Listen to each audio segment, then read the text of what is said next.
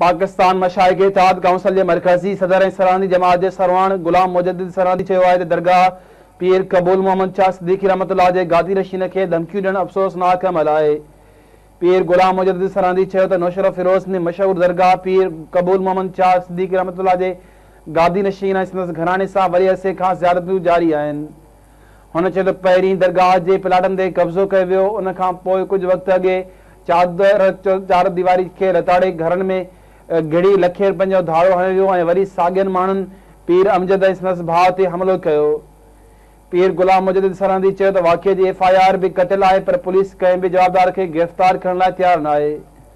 पीर गुलाम मुजद्दिद सरहदी ॿुधायो त सिंध सैयद एसोसिएशन जे अॻुवाण सैयद जानी शाह हुसैनी सां पिणु उन मामले ते राब्तो करे आगाही ॾिनी, जंहिं मामले जी जांच कराइण जी ख़ातिरी कराई आहे। हुन ॿुधायो त मक़ामी सियासी समाजी धुरनि खे बि दाऊं ॾिनियूं वयूं आहिनि, पर मुख़ालिफ़ धुर कंहिंजी बि मञण लाइ तयारु न आहे। मक़ामी इंतिज़ामिया हुन सिलसिले में जोॻो क़दम खणी ॿी सूरत में सॼी सिंध में एहतिजाज कयो वेंदो।